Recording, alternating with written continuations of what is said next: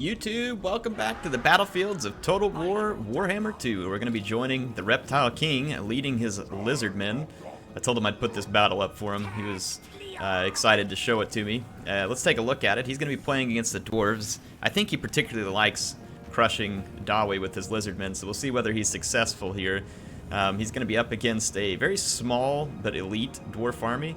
There's 2 Iron Breakers, 2 Hammers, Ungrim behind, and a Giant Slayer behind, 2 Organ Guns that are going to be knocking the organs straight out of the Lizardmen infantry. But interestingly enough, the first target for the Organ Guns is a Skink cohort. So if you're going to be playing a Dawe defensive artillery build, you've got to know which targets to hit with your artillery. Very, very important. And the dwarves can actually be quite deadly if they do this right. They've got to hit the important targets, so you'd really want to be hitting, the more expensive infantry if possible here. But you can see that there's going to be tremendous damage dealt, and a little screaming air in the background. They're not happy that I've locked myself in the room to record, so you all may have to put up with 1 or 2 outbursts there. These Chameleon Skink's going to be a nice choice for Reptile King because he can pressure the artillery from behind. You can see that the organ guns, given the open field, will do tremendous amounts of damage because of the piercing that their artillery fire does. If the artillery targets appropriately too, doesn't just target the edge of units, then it does really good. CA needs to always make sure they fix that. I think they've put some fixes in that supposedly help, but I still see artillery pieces targeting the very edge of units quite frequently rather than the center. See here, these hammers are going to be used. The lizardmen are going to try and surround. And here I think the dwarves make a very, very big mistake. They're going to use these 2 miners with blasting charges, and they've made a knee-jerk reaction to chase the Chameleon Skinks. All they needed to do was keep the Chameleon Skinks back. Now they don't have anything to protect this artillery here, so the Chameleon Skinks are paying dividends, and then here the Giant Slayer is chasing the Chameleon Skinks. It's possible that they can make this catch, albeit very unlikely because of the poison. And the Chameleon Skinks are going to have just enough speed to stay ahead, and since these guys aren't shielded, it's going to be bad. The rest of the Lizardmen army, there's a Horned One, 2 Horned One units plowing in here. These guys do huge armor-piercing damage and can be really helpful, but they're also, I find them to be squishy, and they can berserk some, so I don't use them a whole bunch. But Horned Ones can do tremendous damage to armored infantry if they get into the right spot. I just hate how they can go berserk. The Saurus Oldblood over here going to combine. He's using the horn, or he's going to use the horn of Kygor? It's not Sigor. I think it's the horn of Kygor. Yeah, Kygor.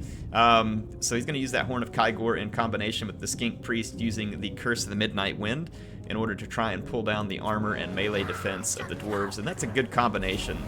Curse of the Midnight Wind is an excellent way to help break up a dwarf defensive geometry for sure, because it's going to drop their armor. And that'll make them a lot more vulnerable. You can see over here this Hammer unit gets absolutely shredded quickly. And then Ungrim gets just absolutely torn into right now because look at the stats on this Saurus Oldblood. This guy is owning.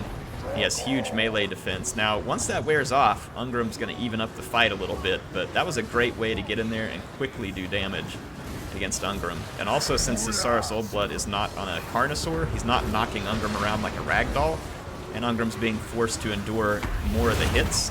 But the Skink Priest here gets hit by Ungrim, and you can see how quickly Ungrim's able to take out a unit when he gets some solid hits on it. And look, he doesn't have a lot of hit points left, but a couple of hits, and he could have the Saurus Oldblood hurting pretty bad. Ungrim also used his Red Ruin, which obviously increases his damage a lot, but it also chokes out his melee defense. You see over here the cannons trying to maintain their fire, but struggling to do so. And Reptile King's continuing to bring in all of his infantry. You can see, like I said, a couple of hits here from Ungrim, and that Saurus Oldblood is hurting. Ungrim is a slugger. When he gets to stand still and actually take on a large unit, he does tremendous damage. But it's hard for him to do that a lot of times because he's getting knocked around by the likes of Kolek and others. Over here, these Chameleon Skinks, nice job of staying with that Giant Slayer, and the Giant Slayer gets unceremoniously destroyed. So they took the Slayer Oath. They lived to the Slayer Oath, but probably didn't go out against the type of giants that they had hoped to. Ungrim's now caught in another Curse of the Midnight Wind. He's surrounded by enemies. He's going to be in a bad place in life. And then over here we can see that the Bastiladons are doing a good job of providing the armor-piercing attack needed, while the Skink cohorts and Saurus just hold. The Hammerers obviously capable of dishing out some serious pain, and these ones were triple chevron, so the Dwarf player definitely feeling like one of the old Spartan players from Rome 1, where you just bring the elite troops and chevron them up. Obviously very, very dangerous in Warhammer because of magic, artillery, missiles, monsters, all kinds of reasons why you don't want to do that. But like I said, this Dwarf player is living the old Spartan dream. Did y'all ever run into that when you played Rome 1? If you played Rome 1, the corner camped Spartan hoplites and the phalanx, or the noob circle with slingers and archers inside of it. Oh man, I think that's where the Dali got their armies inspired from. So yeah, at this point it's just a matter of mop-up for Reptile King.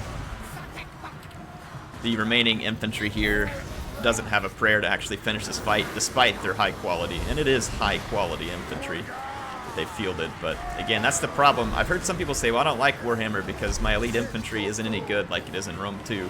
Elite infantry in Warhammer 2 is fantastic. You just have to know how to use it. And sometimes, even with the best of plans and the best of builds, yeah, your elite infantry can get killed. That's actually one of the reasons I like Warhammer 2. So I've heard people say they don't like that, and I get it. They're used to the fact that, hey, if I bring a unit of Oathsworn or something like that, it's most likely going to own. And it's easier for that player to find success with that unit because there's fewer ways for the enemy to destroy that Oathsworn, for instance. Well, in this game, there's a lot of ways to destroy elite infantry, and I kind of like that because then the game doesn't just turn into elite spam, and you'll see people, like, for instance, right here, where Reptile King brought a bunch of cheap Skink infantry and Saurus infantry and was able to actually defeat an elite infantry build, not because it was a straight infantry win, but because he was able to spend his money into support units and be successful there. And I like that because it varies the strategy. Sure, you can try and bring an elite army, but there's going to be a lot of potential strategies out there, and that's the reason why I actually kind of like the way it plays out, to where it's not just a who has the better infantry, you pick those infantry and try and overpower your opponent with it. And that's not all that Rome 2 was. Obviously, there is more to it than that. There's good cavalry operations and skirmishing, so I'm not trying to oversimplify, but the game was definitely a little more forgiving to someone who brought a really good heavy infantry build. Because then the onus was on the other player being good enough to undo that build, whereas in this game it is much easier to undo those heavy infantry builds. They can still work though. I've still seen them work. Anyway, that was a fun battle. Thanks for sending that one in, Reptile King. I know a lot of you be like, Aaron, that dwarf player made all kinds of mistakes. Yeah, he did. It's okay. It's okay. Take it easy. I showed this one to kind of give you an idea though, because I liked the synergies that Reptile King, and he's getting good at this. Or has been good at it. I don't know. I haven't seen him play a whole bunch, but Reptile King's getting good at putting together different synergies with the reptiles, and I like it. And this is the kind of stuff I want you all to pay attention to, because you can do this kind of thing yourself. The reptiles, or in this case the lizardmen, are not really considered one of the power factions in multiplayer, and obviously that makes Reptile King get salty. And so he goes out and tries to find ways to make them good. And you also probably may have seen Lore Master of Sotek and others play these guys in tournaments and do very well with them. It's really just a matter of syncing up the synergies properly. So in this case, that Horn of Kygor was a nice call because it's almost like a wah for the units around him, and it gives his Saurus Old Blood intense stats when he gets into the fight. The Skink Priest is there to debuff enemies, and the dwarves do tend to end up blobbing to try and stop things because that's one of their reactions they almost have to do. And so the Curse of the Midnight Wind is a fantastic choice. It's a great way to help debuff blobs and cause extra damage. And then the armor piercing on the horned ones, because you don't have that armor piercing in your infantry. So he brings it in the horned ones and the Bastiladons, but then the Bastiladon serves a secondary purpose, this one does, to heal others. So again, a nice synergy around the battlefield. A nice synergy with ways to deal with a lot of the dwarf threats. And again, the dwarf player kind of put all their eggs in one basket. I'm going to have this insanely powerful infantry and some insanely powerful artillery, but my army's going to be very small. Sometimes that can work. In this case, it didn't, because Reptile King had the right tools. But anyway, hope you all enjoyed that one. And if you did, please leave a thanks in the comments for Reptile King for sending that one in, and also for the dwarf player helping us have a fun battle. hit that like button, and make sure to subscribe and click the bell if you want to see more, because there will be more. I'm a little off schedule this weekend because I'm traveling, so I didn't have a new game this week, but that's okay. I'll put up a vote for a new game next week, and that'll give me a little bit of time to have you all give me some input. I picked the game last time. I think it'll be fun if you all help me pick the game this time. Anyway, HeirofCarthage signing out. I will see you again soon.